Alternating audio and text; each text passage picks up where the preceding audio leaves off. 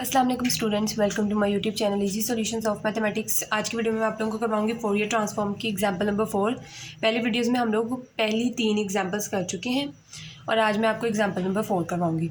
अब example number 4 हमें ये इस तरह से गिवन है, टॉपिक हमारा ये है, ऊपर नाम लिखा हुआ मैंने। एग्जाम्पल नंबर 4 जो है वो ये है हमारे पास कि यू का double derivative with respect to X साथ एक्स टी, और ये पूरा हमें फंक्शन दिया हुआ है, साथ हमें ये इनिशियल कंडीशन दी हुई है और साथ ये दूसरी इनिशियल कंडीशन, यानी 2 इनिशियल कंडीशंस दी हुई है हमारे। उसके बाद हम लोग क्या करते हैं, हम लोग सबसे पहले हम लोग देखते हैं कि कौन सी वैल्यू जो है माइनस इन्फिनिटी से प्लस इन्फिनिटी तक उसकी रेंज है, क्योंकि फोरियर में हमारे पास यही कंडीशन होती है कि जिसकी माइनस इन्फिनिटी से प्लस इन्फिनिटी तक रेंज हो, उसके ऊपर हम लोग फोरियर अप्लाई करते हैं। अब हमारी जो एक्स है इसकी रेंज है माइनस इन्फिनिटी से प्लस इन्फिनिटी तक, तो हम लोग फोरियर अप्लाई करेंगे तो हमारे जो है ना एक्स के ऊपर फोरियर अप्लाई होगा। जब हम लोग फोरियर इसके ऊपर अप्लाई करेंगे तो हमारे पास जो फार्मूला होता है डेरिवेटिव का, तो इस तरह से हम लोग जब इसके ऊपर फोरियर अप्लाई करेंगे तो हमारे पास जो डेरिवेटिव वाली है, अगर इसके विद इस 2 डेरिवेटिव्स हैं तो हमारे पास माइनस आयोटा एक्स आई की पावर 2 आएगी, और उसके साथ उसके रिस्पेक्टिव यानी u है तो हमारे पास u जो है वो ग्रेटर फॉर्म में आ जाएगा। उसके बाद 1/c² है, और साथ जब हमारा जो t है उसके ऊपर जब हम लोग डबल डेरिवेटिव अप्लाई करेंगे, मतलब इसका जो डबल डेरिवेटिव है वो बाहर आ जाएगा और u के ऊपर जो फोरियर है वो अप्लाई होगा, तो इसकी वजह से u जो है वो ग्रेटर u में कन्वर्ट हो जाएगा। उसके बाद हमारा जो है, अगर माइनस माइनस तो प्लस होके ख़त्म हो जाएगा, माइनस का स्क्वायर लेंगे तो जब हम लोग आयोटा का स्क्वायर लेंगे तो हमारे पास -1 आ जाएगा, तो वो वाला माइनस बाहर है। उसके बाद एक्साई स्क्वायर और साथ यू हमारे पास वैसे ही आ गया। इस तरह ये इधर प्लस का इधर आके माइनस का हो जाएगा। उसके बाद इसका माइनस कॉमन ले लेंगे हम लोग, तो वो प्लस में कन्वर्ट हो जाएगा, दूसरी तरफ जाकर जो माइनस है वो 0 के साथ 0 ही हो जाएगा, सिंपल। उसके बाद हम लोगों ने कुछ भी नहीं किया है क्योंकि अब हमने इसका जनरल सोल्यूशन निकाला है, या कोई सोल्यूशन निकालने के लिए अभी हमें डेरिवेटिव, ये डबल डेरिवेटिव पड़ा हुआ है जिसे हम डी के फॉर्म में लिखेंगे, लेकिन इसके साथ अगर कोई कांस्टेंट वैल्यू पड़ी हो तो हम लोग इस दूसरी तरफ मल्टीप्लाई करवा देते हैं। इसका जब सी का एलसीएम लेंगे, सी इधर मल्टीप्लाई हो जाएगा, दूसरी तरफ इधर सब जब दोनों के नीचे डिवाइड हो जाएगा तो दूसरी तरफ जाकर 0 हो जाएगा। उसके बाद सिंपली हम लोगों ने इसे इस फॉर्म में कन्वर्ट कर लिया, डी की फॉर्म में, साथ हमने इसको कॉमन ले लिया। उसके बाद जब हम लोग इसका कॉम्प्लीमेंट्री सोल्यूशन निकालेंगे तो हमारे पास जो रूट्स बनेंगे वो कॉम्प्लेक्स रूट्स होंगे, प्लस माइनस आयोटा सी एक्साई।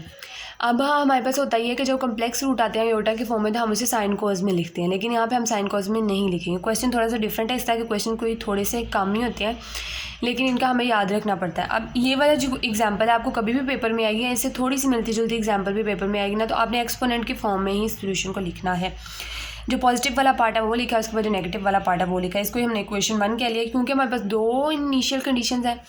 एक जो है वो हमारे पास बिल्कुल सिंपल है, एक डेरिवेटिव है, एक में डेरिवेटिव लिया हुआ था। हम लोग यहीं पे इसका डेरिवेटिव भी ले लेंगे, विद रिस्पेक्ट टू टी इसका डेरिवेटिव ले लिया हम लोगों ने यहाँ पे, उसको हमने बी कह लिया। उसके बाद फर्स्ट बाउंड्री कंडीशन जब हम लोग इसके ऊपर अप्लाई करेंगे, सॉरी इनिशियल कंडीशन मैंने बाउंड्री ले दिया, बट इट्स ओके, कोई बात नहीं।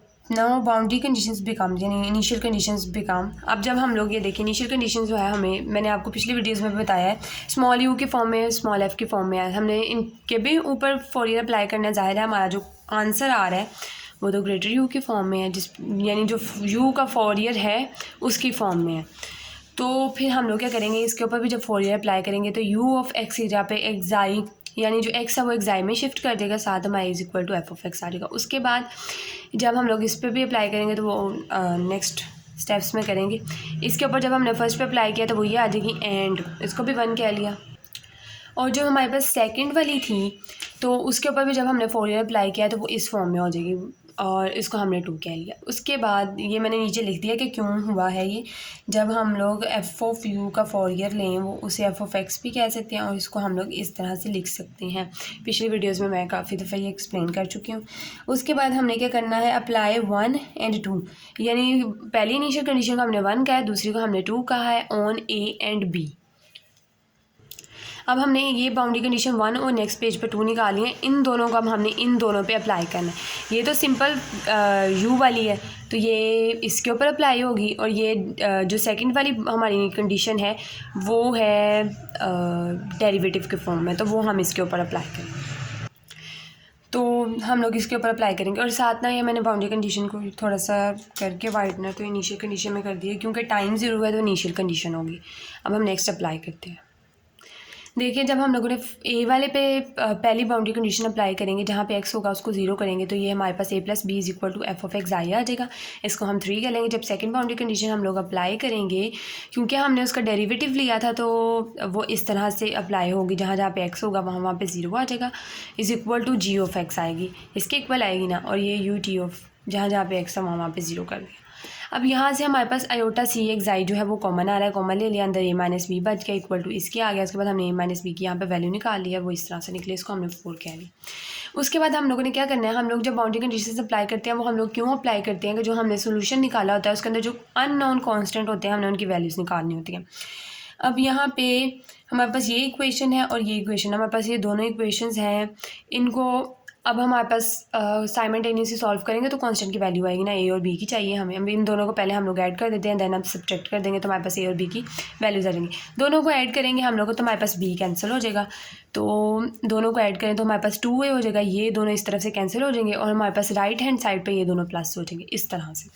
उसके बाद हमें a चाहिए तो 2 इधर मल्टीप्लाई और उधर जाकर डिवाइड हो जाएगा। इसी तरह जब हम इन दोनों को सब्ट्रैक्ट करेंगे, इन दोनों को सब्ट्रैक्ट करेंगे तो साइन चेंज हो जाएंगे।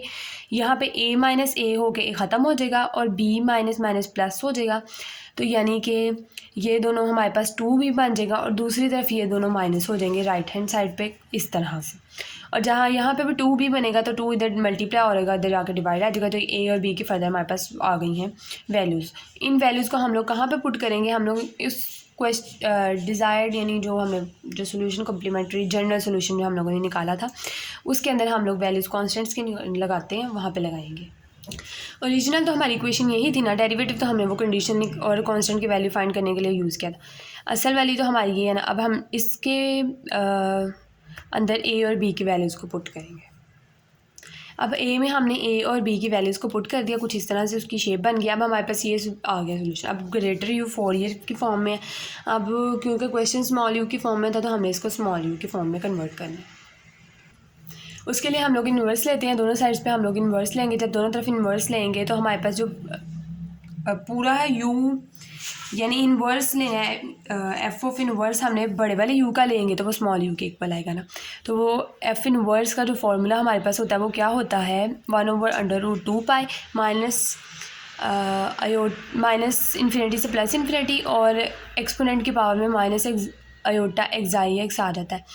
और इन्वर्स में था तो माइनस आया साथ, अंदर जो हमारे पास पूरी वैल्यू थी वो हमने लिख दी इंटू डी एक्स आई, तो यहाँ हमारे पास जो है वो डी एक्स आई आ जाएगा। उसके बाद हम लोगों ने क्या करना है, सिंपली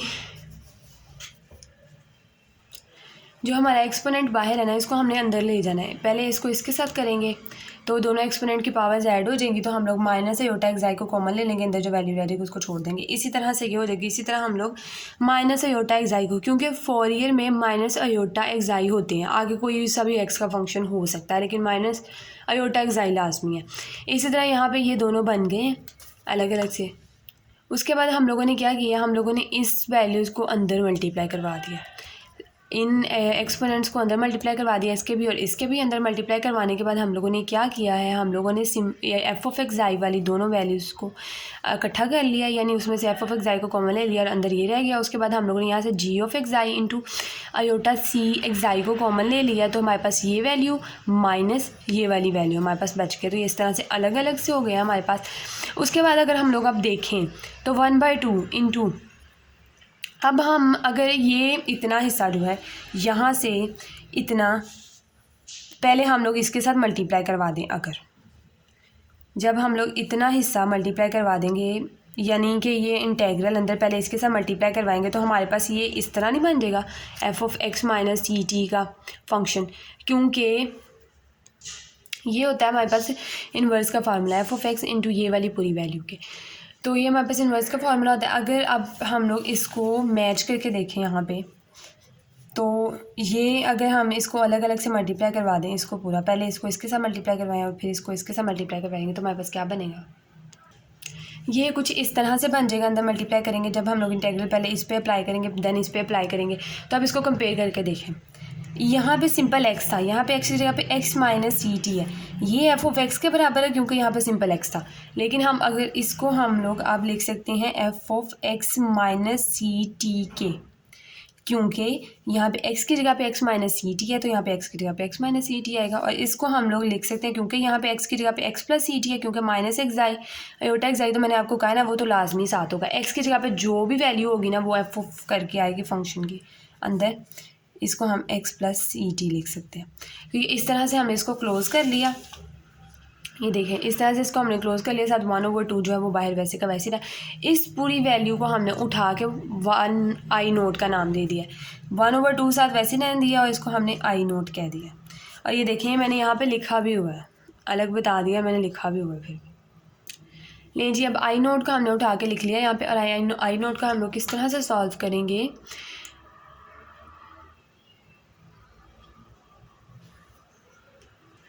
कि by definition of inverse Fourier transform we have.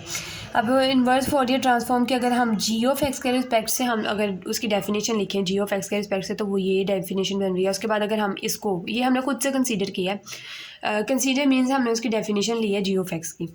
अब हमने using the definition of inverse transform ये आता है, अगर हम इसका integrate both side with respect to X from minus, यानी इस लिमिट से इस लिमिट तक विद रिस्पेक्ट टू एक्स हमने इसको इंटीग्रेट करना है।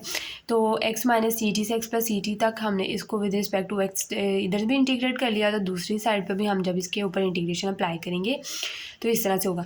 अब क्योंकि integration with respect to X है तो हमारे पास एक्स वाला फंक्शन सिर्फ इतना है, तो ये इंटीग्रेशन सिर्फ इतने पे अप्लाई होगी, बाकी सारे एज ए कांस्टेंट ट्रीट होंगे, बाहर निकल आएंगे। जब हम लोग इसकी इंटीग्रेशन करेंगे तो जो पावर में होता है उसका आगे डेरिवेटिव होना चाहिए यहाँ पे, तो इसलिए हमारा माइनस एक्स आई माइनस आयोटा एक्स आई जो है वो नीचे मल्टीप्लाई होगा और इसके ऊपर लिमिट्स आ जाएंगी।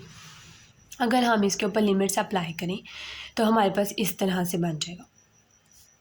तो टोटल हमारे पास 1/√2 pi minus infinity plus infinity, ये सारा इतना हिस्सा, और इसके ऊपर जब हमने लिमिट्स अप्लाई की तो ये आ गया हमारे। और उसके बाद हम लोगों ने अब क्या किया, दोनों बोथ साइड पे, अब आप लोग देखें अब यहाँ पे हमारे पास इसको, ये वाली जो पूरी चीज़ है, ये पूरी चीज़ ये यही नहीं बन गई, जो हमने आई नोट ऊपर लेट किया हुआ ये सारा यही नहीं बन गया, सिर्फ यहाँ पे सी ही नहीं है, वरना तो देखें ये भी वही है, ये भी वही है, एक्सपोनेंट पे जी ऑफ एक्स आई भी वही है, 1/2 पाई भी वही है, सब कुछ वही है, लेकिन यहाँ पे सी ही नहीं है। तो हमने मल्टीप्लाई किया बोथ साइड, ये बोथ है बी है, multiplying both side by +1/c। यहाँ पे बुक में मिस्टेक की हुई है, उन्होंने -1/, बुक में काफ़ी छोटी छोटी मिस्टेक्स हैं एग्जाम्पल्स के अंदर, इसलिए मैं खुद सॉल्व करके करवा रही हूँ। यहाँ पे हम लोगों ने क्या किया, इसे +1/c से कर दिया मल्टीप्लाई, दोनों तरफ से 1/c से मल्टीप्लाई करवाया, और ये वाला जो माइनस है ना ये इसके साथ मल्टीप्लाई हुआ और फिर इसके साथ मल्टीप्लाई हुआ, तो ये पहले आ जाएगा, ये नेगेटिव का आ जाएगा, ये ख़त्म। उसके बाद अब ये प्रॉपर जो है ना ये वाली चीज़ वही बन गई है जो हमारी ये वाली चीज़ थी। तो अब हमारा आई नोट जो है इसके इक्वल है, तो हम लोग ये वाली जो चीज़ है हमारी इसके इक्वल है, तो हम आई नोट को इसके इक्वल कह सकते हैं। हम लोग कह सकते हैं कि ये i naught is equal to this one, this value. तो आगे हमने पुट इन ए कर दिया, हमारे पास ए क्या था, ए था हमारे पास ये, जहाँ पे हमने वैल्यू आई नोट सपोज की थी, ये वाला तो हमारा सॉल्व हो के पहले मैंने आपको बता दिया। +1/2 आई की जगह पे हम लोग वो लिख देंगे जो हमने बनाया, तो आई की जगह पे हमारा ये आ गया। सिंपली हमारी एग्जांपल ये हो गई है सॉल्व। इंशाल्लाह नेक्स्ट वीडियो में आपको नेक्स्ट एग्जांपल करवाऊंगी। उम्मीद है आप लोगों को समझ आई होगी। अगर आपका अभी भी कोई क्वेश्चन है तो आप कमेंट सेक्शन में पूछ सकते हैं। वीडियो पसंद आए तो प्लीज़ लाइक कर दिया करें और कमेंट सेक्शन में बताया करें कि फीडबैक दिया करें कि आपको मेरी वीडियो कैसी लगी। आपने अगर अभी तक मेरा चैनल सब्सक्राइब नहीं किया तो प्लीज़ मेरे चैनल को सब्सक्राइब करें, अपने फ्रेंड्स के साथ ज़्यादा से ज़्यादा शेयर करें। Thank you so much.